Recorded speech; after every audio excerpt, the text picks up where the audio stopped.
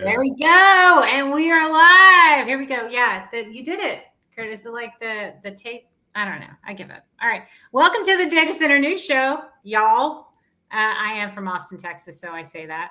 And I got my friends in the house, so we're going to talk data center news today. Let's go around the room and start with Howie. Introduce yourself, sir. You don't need an introduction, but go ahead. Thanks, Amy. Howard Berry, Davis and Young, somewhere around here. Okay. All things data center real estate. Love this every week. Love it, Amy. Thanks for having me. Yeah, for sure. All right. Jay is back. Yay. Hey, Amy. Sorry I missed you a couple of weeks in a row. My name's Jay Huzzy. I'm with H5 Data Centers. I'm fortunate to be the director of sales here in Northern California, and I drive sales for H5 into our data centers across the country. Awesome. Thank you for having me again. Oh, for sure. And Curtis? Howdy from Austin. Howdy. I've loved starting to say howdy ever since I moved to Texas 8 years ago, but I've never been able to add the y'all. I just can't. You can't do y'all? Come on. It just rolls off the tongue. It's y'all. Can't do it. It's pretty. Come on. I do love saying howdy. Curtis Friesen with the International Data Center Authority. Happy to be back. Thank you, Amy. You're quite welcome. And I'm Amy Palvido, your host. I'm the founder and CEO of Facilimax, and I also chair the U.S. PropTech Council. So we're going to get started. All right, top story. Did you know or did you not know that in Mexico, the data center industry is about to double in the next couple of years, like everywhere else, I guess, but did not know that. But the big news of this story was they have submarine connectivity, right, to other countries. They use whatever submarine, what I'm assuming that's like under the ocean. And they're going to build 4 more of those connections in the next couple of years. So is Mexico the next hotspot amongst all the others hotspots everywhere around the world? But is Mexico, Jay, are you building anything in Mexico?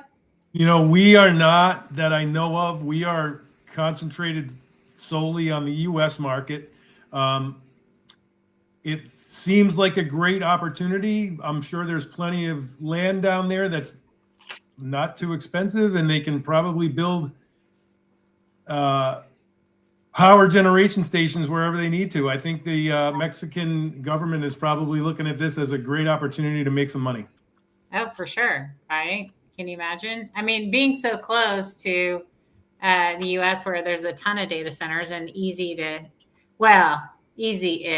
I think we have a different relationship with Mexico now than we did before. But, business is business. So it's all good. Are you seeing anything, Curtis? Are y'all seeing anything? It's kind of been on our radar for a few years. I recall a meeting that I had with this was at PTC probably in 2023 with Michael Ortiz with Layer 9.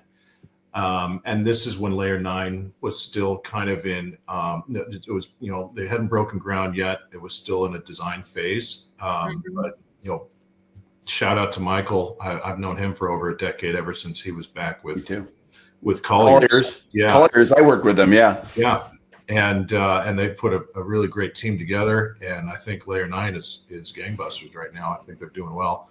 I saw him briefly at PTC a few weeks ago, but we didn't have a chance to catch up. I think also you could I would trust the insights and the foresight of DigitalBridge. However, Scala is in their portfolio, along with I think Mexico Telecom is also in the DigitalBridge portfolio. I don't know if disclaimer, I am a shareholder of DigitalBridge, but okay, only on a retail level. Does it support? Does a Mexican data center say? Okay, so I grew up in a border town in Texas, right? I'm from McAllen, Texas. So we used to have these maquiladora plants where a lot of the factories and a lot of, the automakers, GM, Ford, Nokia, that's a name from the blast from the past, Nokia. But they had manufacturing plants in Reynosa and, Progreso and Matamoros and all those places where I grew up. And so does a data center become the next border town maquiladora plant? Like, does that happen? And does that help the U.S. industry at all, do you think? Well, yeah, it's growing. Data centers growing everywhere. I was just thinking, Aligned. I didn't even realize that they bought OData Mm-hmm. and 2000. It was back in 23, but and they cover Mexico, Brazil, a bunch of markets there. So a lot of operators in the U.S. are just like Layer 9, looking to capitalize there, because I think there is a huge opportunity for growth. And the other thing is connectability. A lot of fiber comes up from Mexico into Miami Mm-hmm. and into Florida. And a lot of guys are trying to figure out how to utilize that, because there's some really good connectability there that's not being utilized. I think a lot, from my experience, I'm finding operators are resistant to expand hyperscale in Florida just because of hurricanes. But yeah, we always talk about that. But those little storms that cause havoc and crazy amounts of damage. Those little things. Yeah, for sure. The obvious, though. I mean, obviously, of course, it's an economic boost for Mexico to build data centers. Right. It's going to bring in more manufacturing. It's going to create more jobs.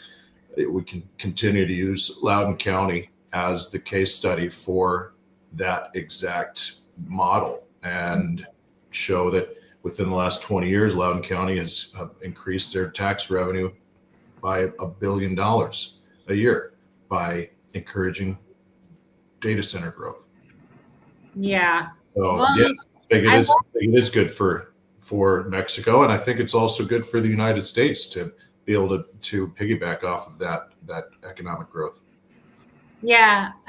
Thanks for doing my segue. So talking about Loudoun County and the state of Virginia, it's interesting. So on my birthday, which was yesterday, they passed thank you. They passed the Virginia Senate passed a bill adding more regulations to data centers. So did anybody read this story? I mean, it's what is their beef, man? Like, I don't understand. I don't get it. Yeah, they seem a little ungrateful, huh?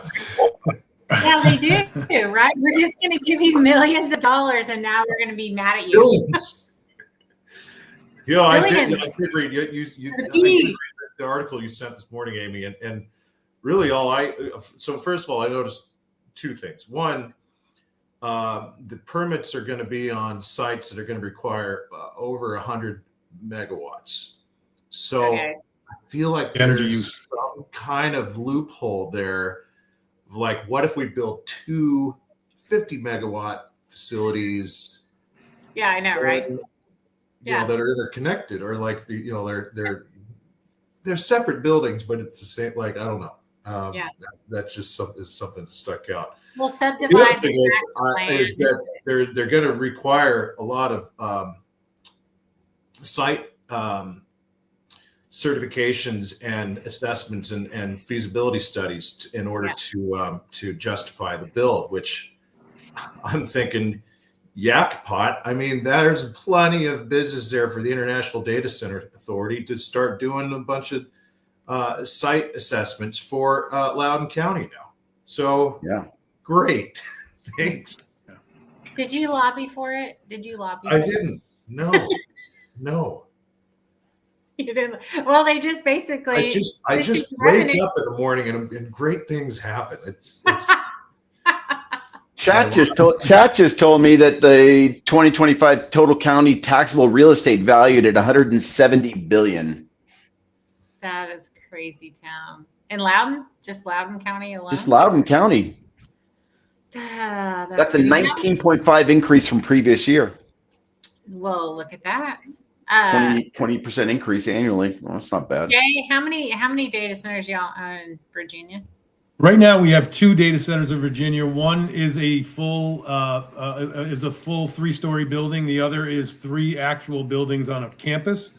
But I believe we're looking at more there. And more to come from us on that. Yeah. How many megawatts, Jay? Currently, we have our Ashburn facility at 42 megawatts, and we have our Chantilly facility that's roughly 16 and a half megawatts Okay. across the 3 buildings. Mm-hmm. Interesting. But yeah, we're looking to expand down there. We're, there's more opportunity in the region, and we feel like that's still a good viable spot for us to land capacity and help hyperscalers and AI companies. Yeah, for sure. I mean, if you're thinking AI or if you're thinking data center, I think the first top of mind is Loudoun County or Virginia, right? Typically, if you're going to place them there, it isn't, or is it everywhere? Am I mistaken with that? Like, it doesn't matter where it's. No, at? I think you're right. I think there's some hot spots: Phoenix, Northern Virginia, Quincy, Washington. Those are probably the top regions that are really looked at for low cost of utility. Not necessarily Loudoun County, but low cost of utility, tax incentives, just lots of land to build on and opportunity to grow and expand. Yeah. We've had a handful of opportunities for site assessments come across my desk in Eastern Washington recently,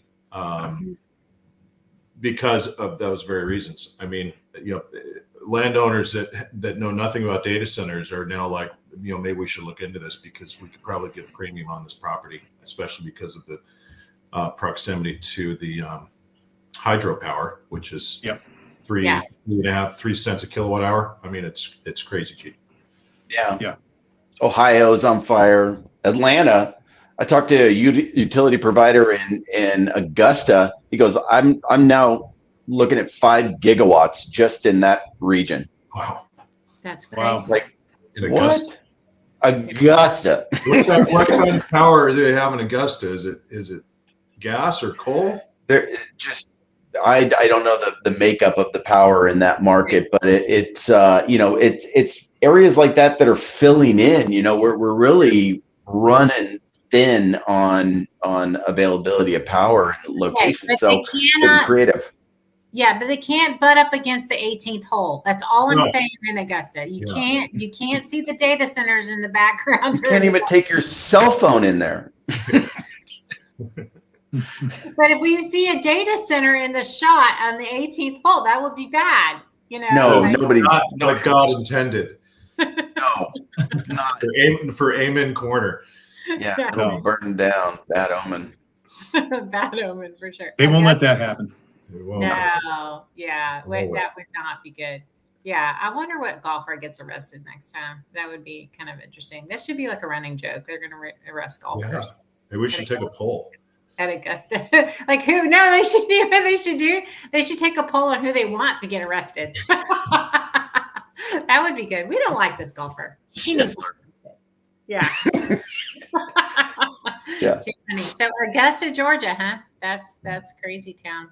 Yeah, just locations like that. You come across like these huge power requirements, and it's all over.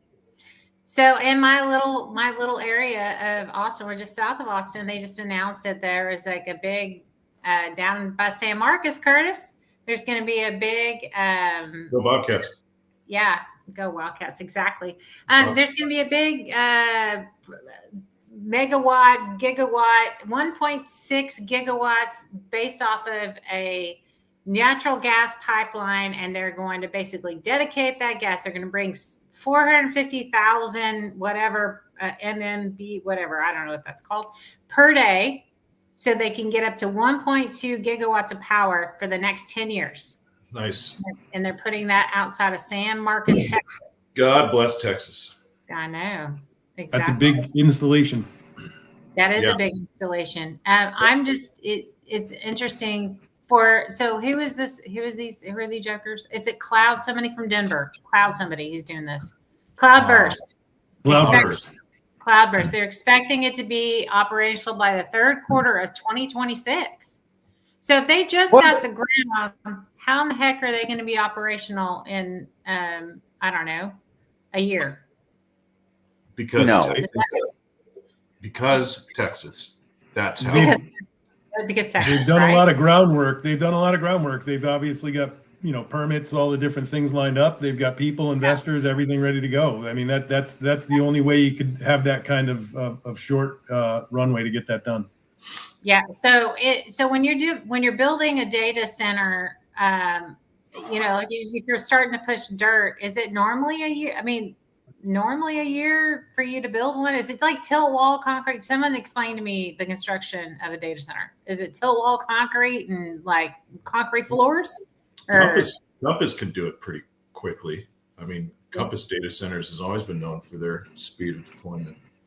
Interesting. Oh, behind the meter. It's behind the meter. It totally makes sense. So if they have turbines lined up to run off natural gas, they can be behind the meter, right? Yeah, exactly. So yeah, this complete. I looking at it. You're right. 2026. Yep. Go. Yeah. So they're going to be. I love that. I love that. We need to get there. We need to get there with modular nuclear. I think there was a big announcement, some modular nuclear for Switch, Oklo. Just put together to have a huge agreement. But we're talking 2040 on a lot of this stuff too. Now we're getting more realistic on timing. Actually, I read the other day. So Texas A&M just surpassed MIT as the largest nuclear engineering research department in the country, right? Yeah. And a lot of investment is going into development of SMRs, especially in Texas. Texas is going to be the power capital, if it's not already the power capital of the world, really. Right. And I think we're looking at deploying SMRs within the next 5 years now. I would think so. I would hope so. Yeah. Yeah. And those are going to be again supplying energy into ERCOT. Same thing with this natural gas distribution with energy transfer and cloud. Yeah. Cloudburst. I'm not familiar. So I have a question for Jay on this, because I had a conversation with a provider the other day, and we were talking about sites and self-generation on site. And I said, look, if you're going to self-generate on site, you got natural gas, maybe you're off grid. It would seem that you could eliminate the generators, right? And now you're just doing a redundant power generation off natural gas and turbines. And the client said, it depends on the customer, because the customer might not like that we don't have diesel generators backing up their services. It probably also depends on the application. Right. What kind of redundancy you're going to require for that application, because even if you have like on-site power generation, you're still going to need to have that. You could do N+2 on a gas turbine. Yeah, you could do a redundant gas turbine. How much redundancy do you need to have, Jay? Like do you need a quadruple redundancy? Like how much do you usually it's 2N.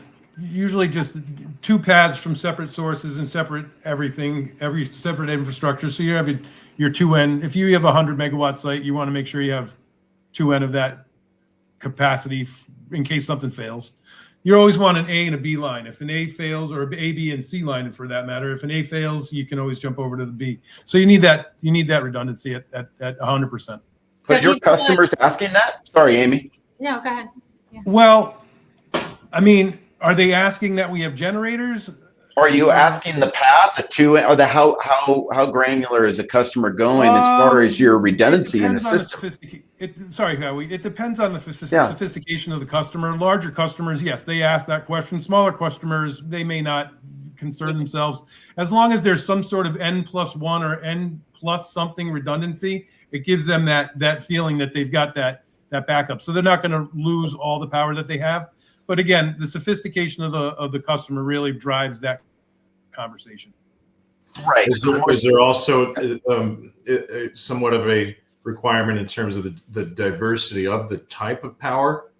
Like you said, how you could have two natural gas turbines that are redundant with each other, but that's still relying on natural gas. And so then the redundancy could also be like a diesel generator instead of natural gas. Does that make Right. sense? Right. Yeah, no, that makes sense. And again, I think that really depends on the facility and the location that it's in and how it was designed in the first place. Yeah, Right. true. Right. Right. Yeah. Right. I mean, I don't think, I would imagine that most facilities are going to buy a couple of gas generators. They'll run it off of two separate feeds or two separate utilities to make that run. And, they'll have that, built in that way. But no, it really, again, depends on the facility and location, in my opinion. Yeah, I've got a customer that's doing gas turbines off grid behind the meter, and they're actually doing carbon capture, and they're selling the carbon to a beer manufacturer next door. I'm like, how's that beer taste? Can you clean that? But I was like, okay, they're smart here. They're like, look, that's another income source for them because they can sell the carbon that they're capturing off. So there's workarounds here. Yeah. The carbon tax thing just traps me. I was like, oh, let me just, so I'm gonna have to pay a fine to be bad, right? But who's defining bad? And don't get me started on carbon credits. It's kind of an interesting thing for sure. Okay, let's talk about, since we're on the power conversation, let's talk about the whole thing around, there's these articles out. So Duke came out and said, if the data centers just wouldn't use so much power during the times when we needed power, then we could figure this out, right? And then TechCrunch, and then I'm just like, well, does the data center have a choice? Do they have a choice when people are trying to access their stuff? Like, is there any strategy around when the power is being used on a data center site? That's what I'm trying to figure out. I didn't think they had a choice. So there's a good example of this that I learned years ago about how Google load balances their Right. facilities. For example, the Manhattan Google data center naturally it's super expensive power wise. I mean, New York City is like 18.5 cents a kilowatt hour, right? Mm-hmm. Yeah. But Google is able to load balance that facility with their facility in Toronto, which is Toronto Hydro. That's more like similar to Eastern Washington, to Quincy. We're looking at like 3 cents a kilowatt hour. So if it's not a latency related application, then they can literally power their Manhattan data center with futures that they've purchased from Toronto Hydro and their Canadian facility. So that's a strategy a lot of the hyperscalers are using, is just load balancing. Okay. But you can look at it from a customer perspective in a data center, where you can kind of aggregate all of the load that's being pulled in the data center and kind of say, there are some peaks and valleys of time. But as a data center provider, I don't think we would want to throttle anything for customers, simply because anytime they want, they need to spin stuff up and run their application. So it's not something that I think a data center would take into their hands and say, hey, let's make sure we're using 20% less power right now or at this time of the day, to make sure the grid's happy. I wouldn't say I would think you're an unpredictable load based on, you don't know what your customers are running or doing, where maybe an enterprise client can predict more of a application, when applications are running or where we can balance out load. And I think we're really going to see that this summer when it starts getting hot, and everybody's taxing the system. It's going to be really interesting as we add more data centers to the grid, how that works out and where we need to balance the load or we need to load shed and run on generators. Well, instead of just having humans now accessing data and spinning up servers and spinning up applications, we're going to have AI doing that now as well. So it's going to be a compounded issue over time. And again, data centers aren't going to say, let's throttle this, because we just don't know. You can look at it and model, and you could say, hey, on a daily basis, we're kind of up and down, but you would never take the chance of saying that we're going to throttle based on, that valley and power. Yeah. I read that article and chuckled. I went, right, whatever. Like, it was just like, yeah, nice try, Duke. That was cute. That was really cute. That was a cute attempt. But Jay, are you saying that AI can, somewhat analyze and then create a more efficient capacity schedule, I suppose? No, that's not what I'm suggesting at all. What I'm suggesting that AI is going to go out and do searches just like people do and other things to generate use on servers and computers, which will make that Beacon Valley more unpredictable for providers. Interesting. But Okay. maybe at the same time, the AI can make it predictable. They could. It Right. could. Yeah. Could be both. Could come both ways. Howie, what's that smile? AI is going to do everything. It You is. still hear me? I AI changed is my microphone. AI is awesome. So have y'all seen the VoltaGrid stuff and how talk about keep going on this whole off-grid power thing? Where are they doing their deployments? Well, obviously Jenbacher is the big dog in the natural gas turbines, right? They're like the OG in natural gas turbines, correct? Have y'all seen the VoltaGrid stuff? No? That sounds right. Yeah. Ineo and Jenbacher in Germany. Yeah. So they're doing they announced last time. So VoltaGrid is apparently partnering with the AI. So it's like on an 18-wheeler and that it can be moved around apparently. So it's creating this natural gas microgrid and they're putting these Jenbacher turbines inside of it to deploy the capacity. It's apparently what Elon used to get his stuff up and running on his AI data center. He used VoltaGrid, to get it up and running. So, which I find interesting. Like coming to a town near you, let's just build a substation or let's just build a thing that pulls up on an 18-wheeler and just there you go. Now we can solve all of our problems.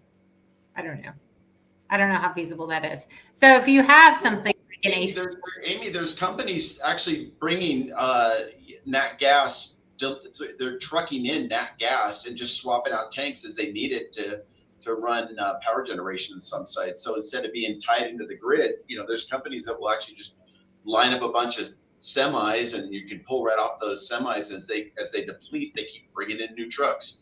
And I've talked to a few of these companies, and they say they can be just as cost effective as being tied to the natural gas lines. Yeah, by delivery. I'm like, oh. Well, yeah, it makes sense. I mean, I used to have a propane tank in my yard, and same thing. It was a little smaller. It was a little smaller propane tank, but same concept, right? They just have tanks, right, and they fill up the tank, and then they use the gas, and then the next. Truck it in. There's companies doing that. Yeah. The same thing. Okay, well, that's interesting. These are the actual turbines that they just plop onto a yard. So they put them on an 18-wheeler, these natural gas turbines, and then they can bring in a couple, and they hook them up, and that's your power generation. That's what they're doing. So does VoltaGrid, are they renting these turbines to the site, or are they selling the hardware itself? It looks like, so this is they're partnering with Vantage Data Centers to deploy 1 gigs of off-grid natural gas generation across their portfolio. Yeah. Kurt, it looks like it's integrated into the Vantage solution as part of their campus overall build. So they'll have that Volta microgrid on site throughout the construction and throughout the course of the life of the data center. Yeah. Another Digital Bridge portfolio company.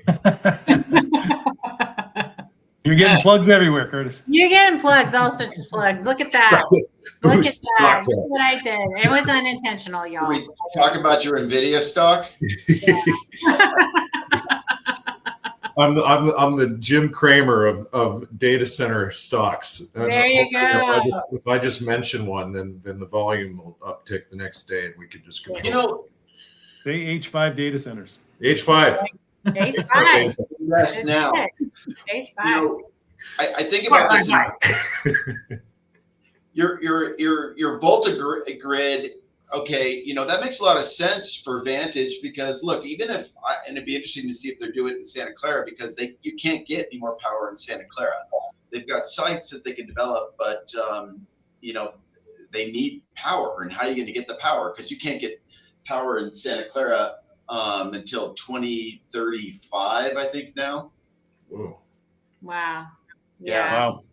Even Cyrus One sold their site.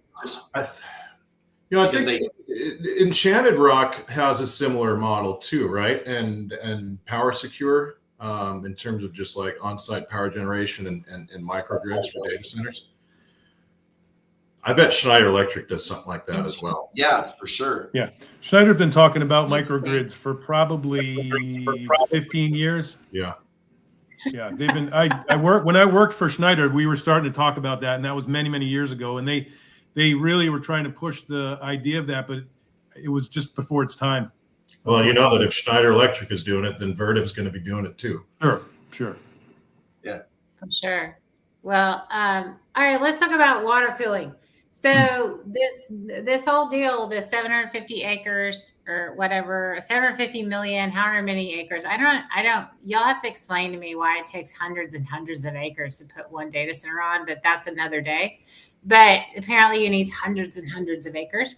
So in Cedar Rapids, I think they got this thing approved because they're using as like the water. So data centers used to be water hogs, and now because they're not using water cooling anymore, I think it makes it more palatable for people to do developments, right? Hey, we're going to come in and bring a lot of money to you, but now we're just only going to use a lot of power. We're not going to also use a lot of water too, because they're in that thing. They're doing no water cooling or non-water or whatever you call it, whatever that is. Water free. There you go. Air-cooled chillers. Air-cooled chillers. Maybe liquid immersion. I doubt it's that. But. So it's QTS. They're working with Alliant Energy, and they're bringing this big site in Cedar Rapids, Iowa. And so do you think that is the trend for the future? Is that you don't need as much water as these data centers were originally doing? You have a choice. You have a choice: more water or more energy. If you use water, you can use less energy to cool. But if you can't use water, or you don't want to use water, then you got to use more energy. Just simple. It's not one for one though, right? I mean, it's like is it more advantageous to have something using energy versus water? I mean, gallons and gallons of water. I mean, I know there was a site in Oklahoma that was like insane in the membrane how much water it was using. I was just amazed. Yeah. Millions of gallons per day is for rapid cooling for sure. Yeah. And the model just doesn't, everybody's deciding, look, I don't want to be a water hog. I'm going to be an energy hog. And so but it could be, are you familiar with Purple Pipe infrastructure? I've heard of that. There's blue pipe, which is water. Red pipe is for fire. Mm-hmm. Purple pipe is like non-potable industrial waste lines, right? And there's not every county has this, but every county really should. They should do a feasibility study, and they should hire the IDC to look into this. There could be purple pipe infrastructure that actually redirects non-potable water into water cooling solutions for data centers. And in fact, Loudoun County has this. They in 2023 it was like over 800 million gallons of non-potable water was distributed for data center cooling, which equals over 800 gallons of potable water that was saved for residential consumption. Interesting. Is Flint, Michigan only purple pipe? It's black. It's black. It's black pipe. Jeez Louise. And lead. It's black lead. Lead lined. Black lead pipe. Don't quote me on that. That's conjecture. You do realize we're live. Why are we taking pot shots at Michigan? Exactly. Well, I feel bad for Michigan. That was all. Okay, I'm a Purdue grad, so I'm okay with pot shots at Michigan. It's fine. Orange yeah. pipe. It's all rusty. It's all rusty. It's all rusty. It's orange pipe. It's orange pipe. That's crazy town. So do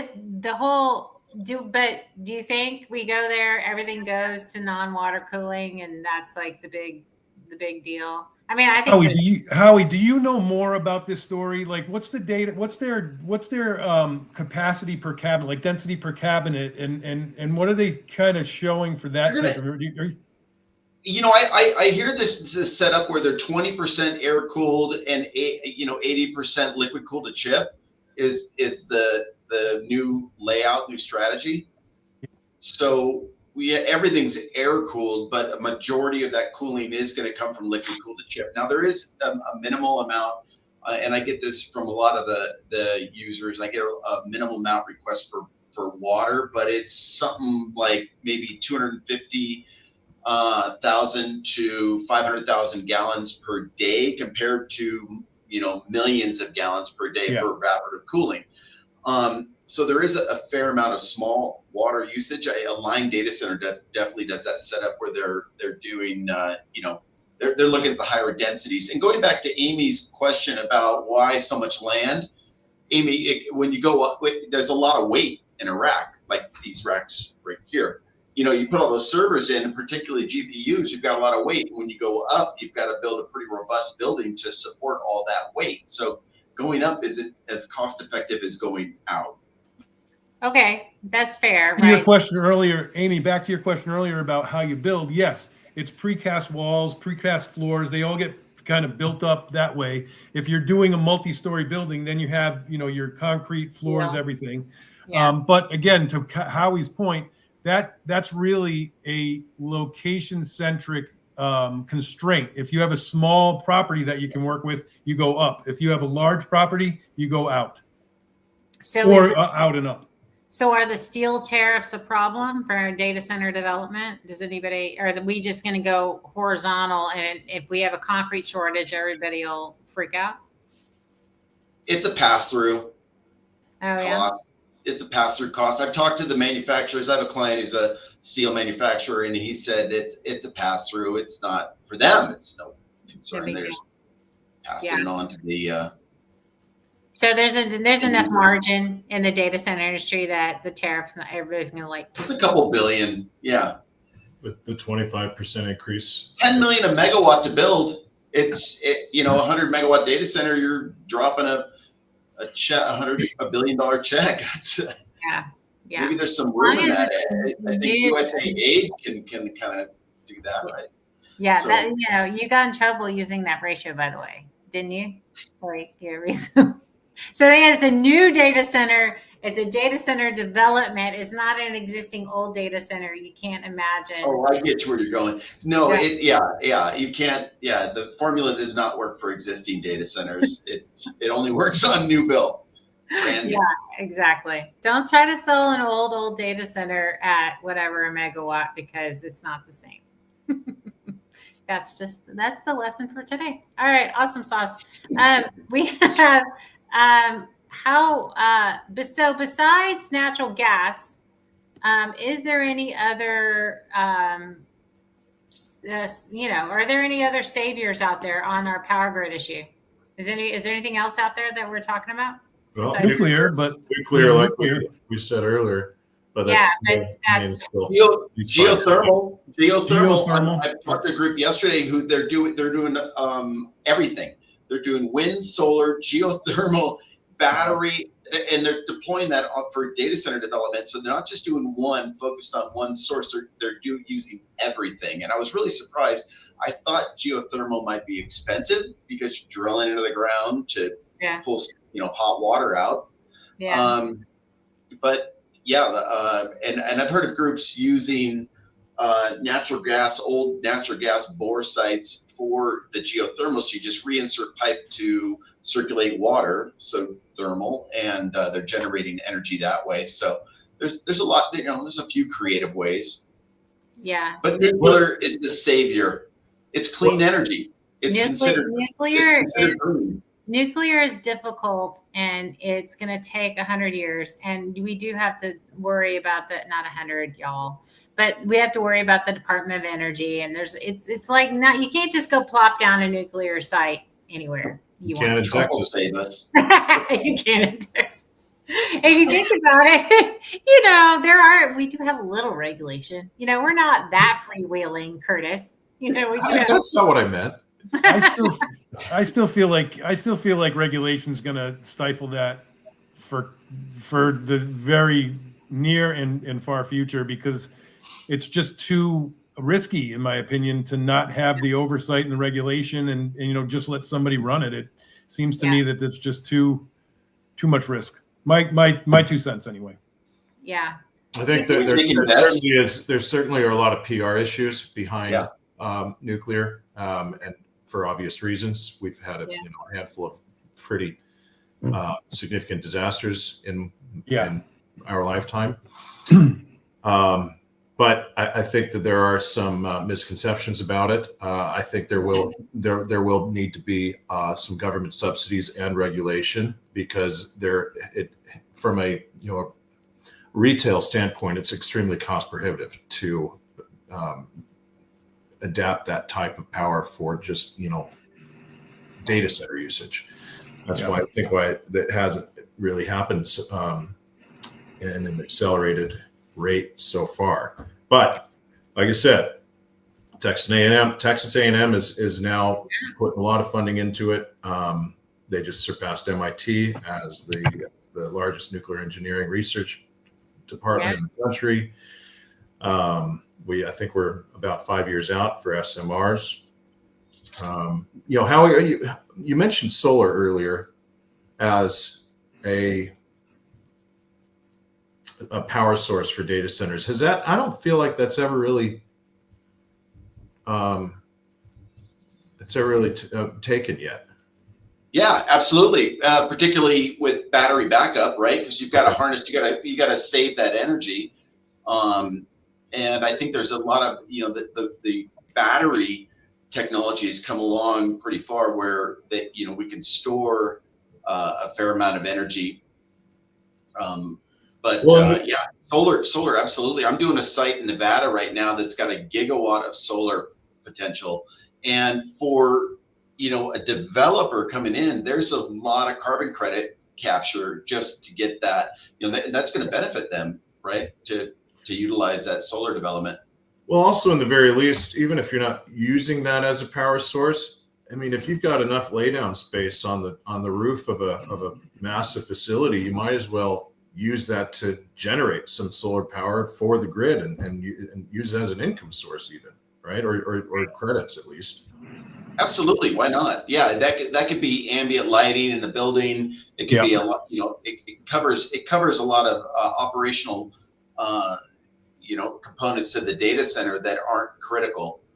How much power can you generate? And I've been through, I don't know if you've ever been through some of these facilities that have used some really cool technologies like manufacturing or distribution warehousing, where they're using low voltage motors to move packages through buildings, and geothermal cooling to cool their buildings. I was at a REI. I got an opportunity to tour an REI building in Phoenix, and it was amazing how efficient these buildings were, utilizing power by low voltage motors to transport things, and geothermal. It's pretty cool stuff. It was an REI store. REI distribution warehouse in warehouse. Okay. Chandler, Arizona. Our facility in Denver has exactly that, Kurt. On the roof, we have a solar array that does exactly what you're saying, Howie. A lot of the not low voltage machine engines or anything, but yes, the Solar, lighting types of things like that. Right. Yeah, we use it that way. Yeah. But we did a pretty large install there, and we do utilize it that way. Brilliant. Interesting. So OpenAI, which I am so confused as to what is their business entity. Is it a nonprofit? Is it not a nonprofit? It's a not, but who knows, whatever. But they're a big part of Stargate. And so they are now looking at 16 different states to do data center development in. How you might want to call up Sam. He might need a broker. to go buy some data centers. You might want to call up Sam. Anyway, so as this whole Stargate thing comes to fruition, and it looks like that, he's getting $40 billion from SoftBank, because SoftBank decided to make $100 billion commitment. I think his arm was twisted to do 200, but they at least got 100 out of him. 40 of it's going to OpenAI. Is Stargate? I don't. How much impact does Stargate have in this whole data center development cycle? Is my question. I mean, I couldn't tell you myself. No, it's the standard growth pattern. Everybody's got something going. If it's not xAI that's building 1,000 GPUs, it's Stargate that's deploying 40,000 GPU. How many GPUs was that one? Does anybody keep track of who keeps track of how much data center projects are done every year? I'm sorry, I'm just asking because I did. Data Center Hawk and DC Byte. DC Byte does, yeah. DC Byte they both track the industry. They're both really great at what they do. Yep. Tells us how much is under construction, how much is built. We're at 2% vacancy in co-location in the U.S. So JLL also does a semi-annual report. Do they? Yeah, Everson Young does too. Have you heard of them? Do they? I just put it out. If anybody I needs just it, saw one from you. How are you just sent I one just out? put it out. You may Like call. 2 days ago. Put it 2 out? days ago, Look right? at that. Sorry, I didn't get it to you, Curtis. I apologize. Oh my goodness. Well, It's This is way upset. better than Curtis is JLL. upset. They do a good job, but ours is great. I was If I teeing you do up, say so. Callie. I was teeing you up. All right, very Yeah, cool. Thank you. Thanks, Well, Amy. Nice You're work. welcome. You're welcome. It's just I'm wondering who keeps track of all the data center development. I'm like, I If told you it takes me Stargate- an hour and a half to watch 60 Minutes. It's like I I'll know. catch on. It's all right. We still. Oh like man, I almost spit my coffee out. Curtis, I've never heard that one before. That's great. That's too funny. All right. My whole goal though is like, if Stargate's going to play a part, right? And he's going to hand out money to the people he likes. So if it's OpenAI, if it's Meta, if it's Microsoft, whoever it's the big players, those are typically hyperscalers, right? But we still have this need in edge and obviously other smaller data centers, right, to fill in gaps, correct? So it's about latency. It's about latency. Look, LLMs can be in the middle of nowhere. We just need all that silo storage that can be out in who knows where there's cheap power and it can sit idle until we need to roll it up and use it. But latency and edge is going to continue to grow because, we're going to need to be connected, and cloud also plays a big part of that as well. So data centers, and Jay can talk about this. I think they need to strategically think about what they're deploying in their data centers and what they're offering to their clients, because you got to be pretty diverse to utilize all this. Jay? Oh, I agree. I mean, it's an ever Do growing. you have a cloud offering? We are not in those managed services side of things. We're really a wholesale colo provider, just power, ping, and pipe really from us. So we don't really get into that. Our partners do those things, but we've stayed out of that. So yeah, I agree with what you said. I don't have much to add to it, just because we're not really doing those things. Do any of your tenants benefit from any of your other tenants in your data centers? Sure.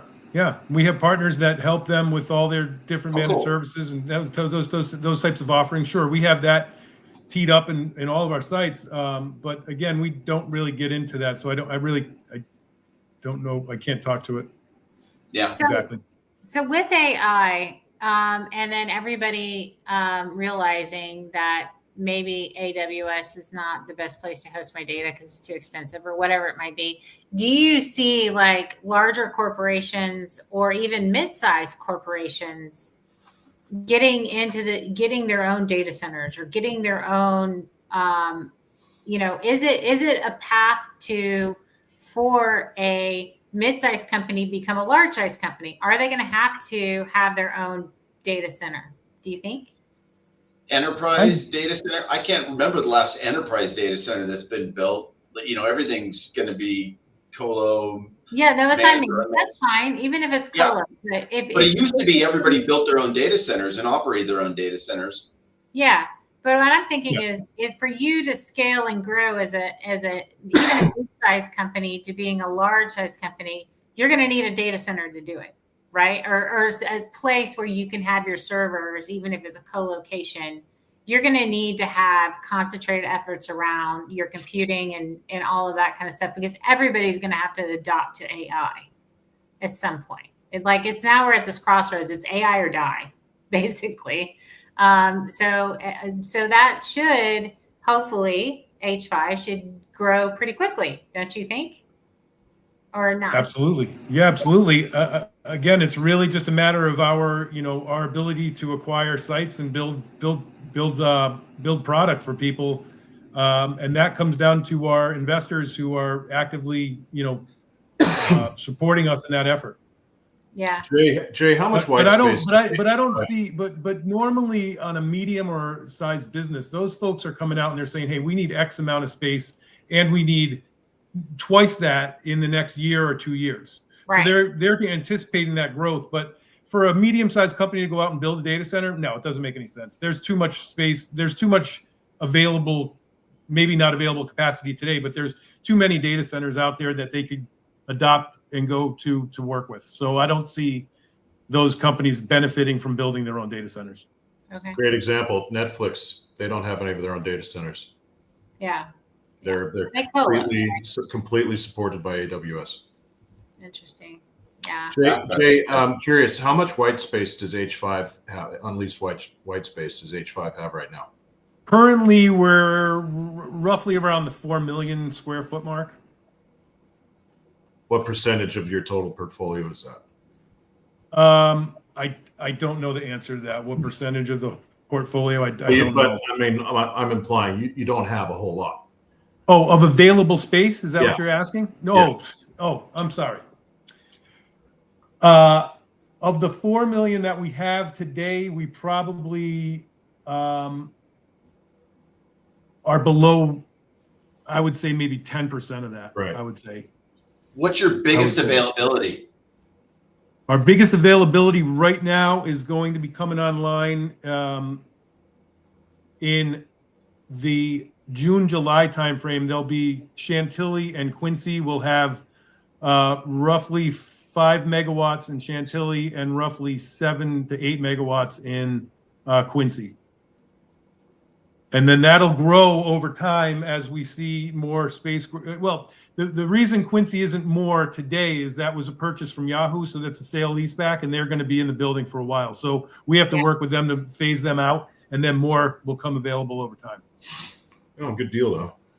Yeah, very good deal. Yeah, and actually, Omaha will open up. 10. Sorry. Oh, I said it was hard to find 10 out there right now. There's a number of 10 megawatt requirements, 7 to 10 range, and I know a number of groups are having a hard time finding that. Yeah, and I think I know who you're referring to, at least one of the companies, and they're being very flexible. They're saying, hey, we can take 5 or we can take 7, whatever you have available right now, and then let us know in 2 or 3 months when the rest of it's available. Yeah. So just for my education, 7 to 10 megawatts, is that a typical big company ask, or is it a small company ask, or medium-sized company ask? Usually. I'd say that's on the larger size. I would say on the larger side of companies, yeah. Smaller companies are really looking for maybe 500 kW. You get into the mid-range companies, they're looking maybe 1.5, 2 or 3 megawatts, and then you get into the biggers and they start talking about 10 plus megawatts. And then up to the hyperscalers who are 25, 30, 50, whatever, 100. Okay. Got you. Okay, got you. And do you so in your, just education-wise, in your tenant mix, are they mostly larger companies, or do you have smaller stuff? small? We have customers that are single rack customers all the way up to full facility build outs. For example, Ashburn is one customer that bought the entire facility. But then we also have, like in particular, Denver. Denver has a mix of all types of customers there, large financial down to small individual companies that are running there. Yeah. Interesting. We don't discriminate. Oh, well, good. That's good. That's good. Because I might need a data center soon. Okay, that's cool. So what is, when you're looking at either a new site or a new location, and this is for all three, because y'all are dealing in these kind of site selection things, besides power, water, like location, anything else? Like, is it, I mean, obviously we don't want to get in front of hurricanes or tornadoes or any of that kind of stuff, but Abilene kind of that threw us. You want low utility costs if you can find that. Yeah. Reliable generation of power if you can find that as well. For example, in Quincy, you have the hydroelectric. That's pretty reliable, good power. Okay. So but you always have to co-locate near, that makes the most sense, right? So wherever there's like a substation or co-locating near power generation, is it, I mean, obviously I know, and I'm saying this because I know this answer, but I'm saying this for people who are new and might not know the data center industry. We don't want to run power on an extension cord. We don't want to be too far away from the power sources, but is there, I mean, is that it? So if somebody's got land and goes, hey, I'm right next to a power transmission line and hey, I got plenty of water, should I call up like, hey, Howie and sell my land? Or in this market, yes. In this market, absolutely. Yeah. Yeah, for sure. Do we think the data center industry slows at all? Do we think it slows down ever? I doubt it. I don't think so. No, not a chance. No. Gangbusters.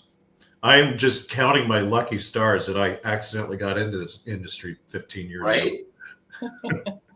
Wait, I don't think I know anybody that like purposefully got into the data center industry. It was like, that's what I'm going to do when I grow up. Right? Never know. I don't know. That's, well, yeah. That's a I mean, great question, Curtis. But my point is, like, is it Moore's law about the exponential growth based on demand? I mean, the last 15 years have been crazy. Even now we're looking at rack densities with the implications of AI. mm-hmm. I mean, 4 years ago, we were thrilled that we're getting like up to 30 kW per rack, and we're patting ourselves on the back for it. And now that's child's play. Yeah. I mean, I'm talking to people at 200 kW per cabinet. It's crazy, and that's even we're going to be looking at densities of over 300 per rack very soon, if not already. I mean, I feel like the GPUs are taking up that much. Yeah. That's a lot of weight. That's a lot of weight in a rack. Yeah. I know. Well, you need a lot of acreage. Yeah, exactly. Right? True. Yep. I mean, are we going to have to design our data centers differently to handle Yes. right? Absolutely, we have to design our data center. No question. Yeah.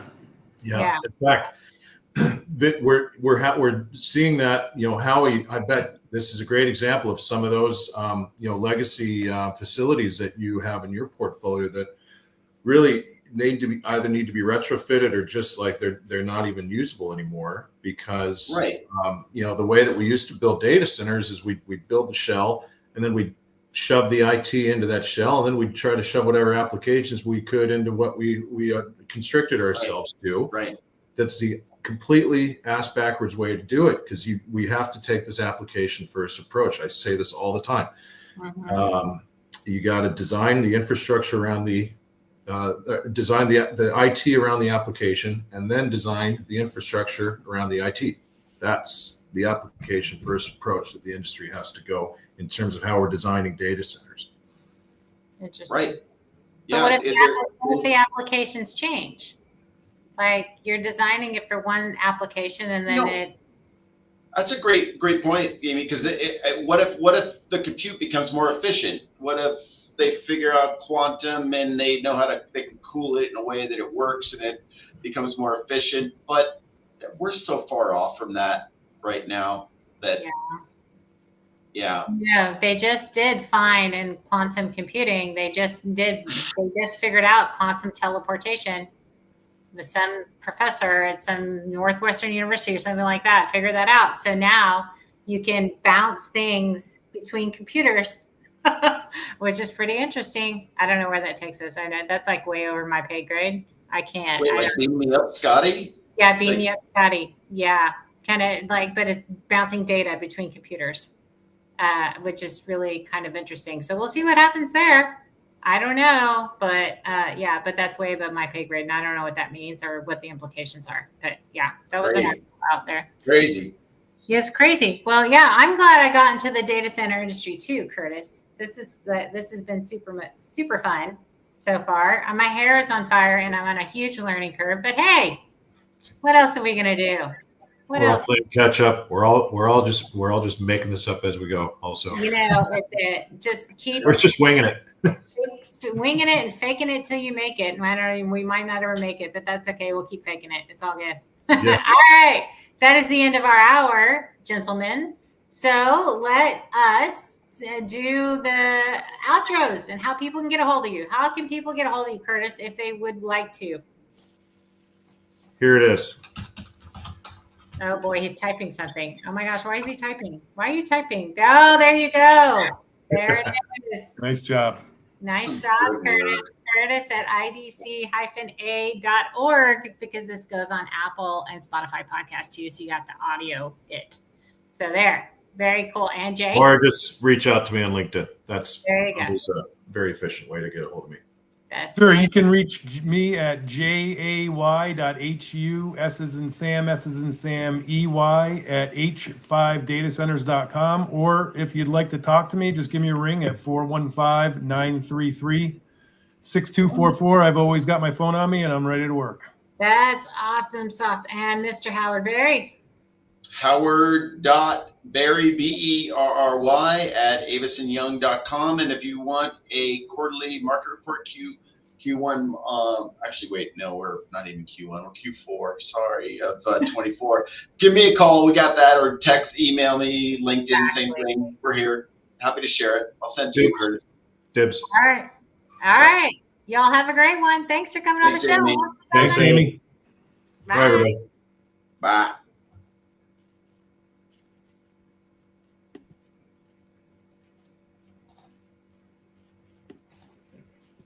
We need the backwards countdown to end it.